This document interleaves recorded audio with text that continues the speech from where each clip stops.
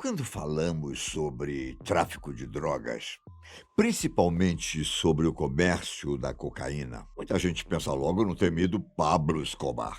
Mas antes de Pablo se tornar um grande traficante, um dos homens mais ricos do mundo, houve uma mulher chamada Griselda Blanco. Já ouviu falar? Durante muitos anos, foi a maior traficante da Colômbia. Ninguém sabe se essa mulher tinha uma relação com Escobar. Alguns dizem que ela abriu caminho para ele, para entrar para o tráfico, enquanto outros afirmam que os dois, na verdade, eram inimigos mortais. Independente se foi ela ou não que ajudou Escobar a entrar para o crime, o fato é que Griselda Blanco começou a traficar na década de 70 e nos anos 80 se tornou uma das conhecidas e poderosas traficantes do mundo. Você não sabia, não? Olha, durante sua ascensão, La Madrina, como também era chamada, matou centenas de rivais na Colômbia e nos Estados Unidos. Ela foi considerada responsável por cerca de 22 assassinatos. Mas dizem que a moça, mesmo que indiretamente, pode ter tido participação em mais de 2.000 mortes. Mas quem foi Griselda Blanco? E como se tornou uma das maiores traficantes do planeta? Nascida em 1943, La Madrina entrou para o crime logo cedo, quando tinha 11 anos de idade. Dizem que ela sequestrou um menino de 10 anos e o matou depois que seus pais negaram a pagar o resgate. Por ter sérios problemas em casa, que envolviam até abusos físicos, Griselda deixou a residência da família e foi morar nas ruas de Medellín, enquanto sobrevivia roubando carteiras e se prostituindo. E foi com 13 anos que ela descobriu que o crime era um negócio, digamos, promissor. Embora o final seja quase sempre terrível. Na ocasião, a garota se casou com um homem chamado Carlos Trujillo, que costumava levar pessoas para os Estados Unidos, sabe, daquela forma ilegal. Pois é. Apesar de ter tido 3 filhos com ele, Griselda acabou matando o próprio marido na década de 70. Tempos depois, se casou com Alberto Bravo, que introduziu nossa personagem no comércio de cocaína. Na década de 70, os dois se mudaram para Nova York e começaram a vender cocaína da Colômbia. Em pouco tempo, eles conquistaram uma quantidade de dinheiro assustadora, desbancando até mesmo a máfia italiana. Foi nesse momento que ela ganhou o apelido de La Madrina. Para conseguir levar a droga para os Estados Unidos, Griselda fabricou roupas íntimas femininas com compartimentos secretos que permitiam que mulheres voassem para terras norte-americanas com calcinhas e sutiãs cheios de entorpecentes. Com o negócio a todo vapor, o marido da criminosa voltou para a Colômbia para organizar as negociações, enquanto Griselda expandia seu império na cidade de Nova York. Porém, em 1975, a polícia norte-americana acabou localizando e prendendo a líder do tráfico. Antes que fosse indiciada, ela conseguiu voltar para a Colômbia e permaneceu em liberdade. O curioso é que nessa volta para a terra natal, Griselda acabou matando o segundo esposo. Dizem que ela atirou contra Alberto, que revidou com um tiro no estômago da mulher. No entanto, muitos acreditam que quem tirou a vida de Alberto, na verdade, foi Pablo Escobar. Esse fato nunca foi confirmado, mas quando Griselda morreu, a autópsia mostrou que ela realmente tinha uma cicatriz no estômago, o que aparentemente confirma a primeira versão sobre a morte de Alberto Bravo. Quando Bravo faleceu, Griselda ganhou um novo apelido. Se antes ela era chamada de La Madrina, agora era conhecida como Viúva Negra. Com isso, a criminosa também passou a tomar conta sozinha do seu império das drogas. Com medo de ser presa, decidiu que não voltaria aos Estados Unidos, mas que continuaria enviando entorpecentes. Em 1976, mandou quilos e quilos de cocaína por um navio colombiano, conhecido como Glória.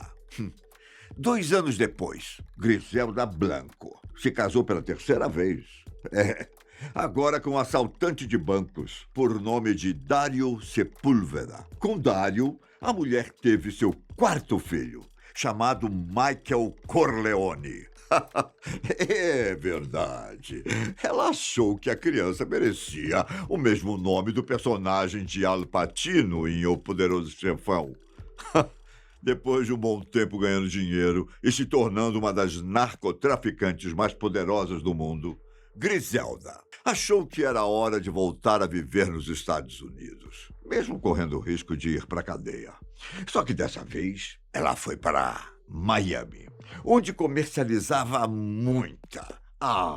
mas muita cocaína. Nessa época, Griselda levava uma vida de luxo em Miami. Ganhou tanto dinheiro que comprou casas, carros luxuosos e até um jato particular. Só que todo o sucesso dessa mulher começou a incomodar os rivais. Além dela, havia outras facções que enviavam drogas para os Estados Unidos, incluindo o cartel de Medellín. A disputa entre os traficantes transformou a Flórida em uma verdadeira zona de guerra. No dia 11 de julho de 1979, vários assassinos, a mando de Griselda, invadiram um shopping e mataram um famoso traficante da região. A partir daí, centenas de pequenos traficantes foram encontrados mortos, provavelmente vítimas de Griselda Blanco. No começo da década de 80, estima-se que 70% da cocaína e da maconha que chegavam nos Estados Unidos passavam por Miami.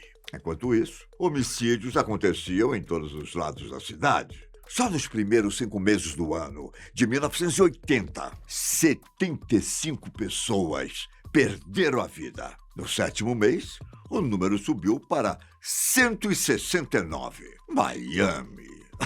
Miami havia se tornado a capital do assassinato. E na maioria dos casos, o tráfico de drogas estava envolvido. Tudo parecia dar certo, até que Griselda começou a ter problemas com seu marido.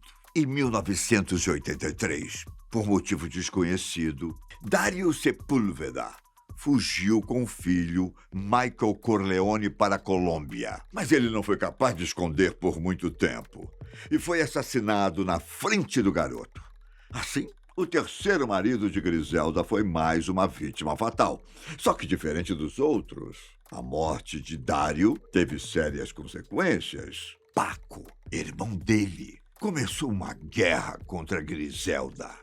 Inicialmente, ela pensou que era um pequeno problema e que um dos seus comparsas logo o mataria. Porém, muitos ex-apoiadores de Griselda Blanco se juntaram a Paco, incluindo um importante fornecedor de cocaína. Nessa época, a protagonista da nossa história liderava uma organização que valia pelo menos $1 bilhão, enquanto ela conseguia enviar 1.500 quilos de cocaína para os Estados Unidos por mês. Além do irmão de Dario, a polícia americana e Jaime, sobrinho do seu segundo marido, também tentavam matar ou capturar a narcotraficante, o que a fez mudar para a Califórnia. Mas, em 1985,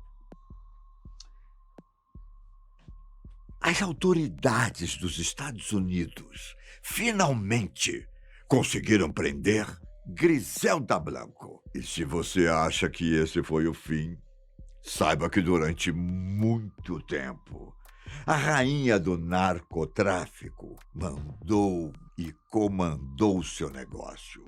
mesmo estando atrás das grades. Recebeu uma sentença de quase 20 anos de prisão por tráfico de drogas, mas muita gente queria que ela fosse condenada por homicídio. Com La Madrina detida, os inimigos dela voltaram a atenção para o filho da empresária do crime, Osvaldo.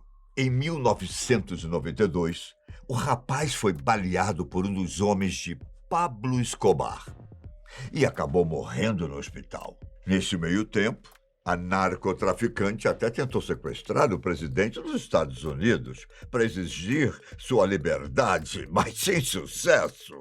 Claro.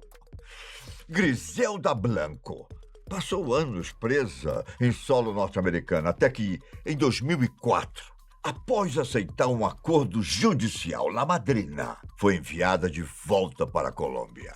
Nesse momento, ela tentava levar uma vida discreta, e, por mais incrível que pareça, longe da criminalidade.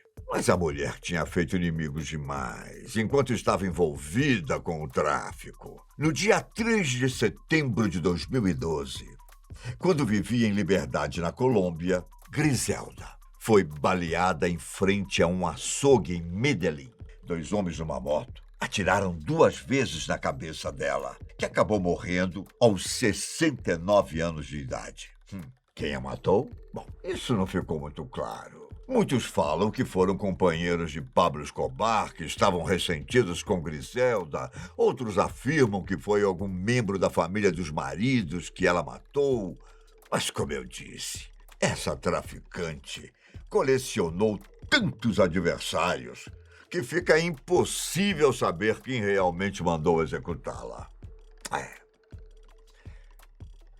E assim, esse foi o fim de Griselda Blanco, a rainha do narcotráfico. Cada história, não é?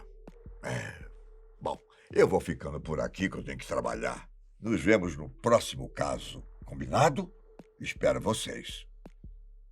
Até.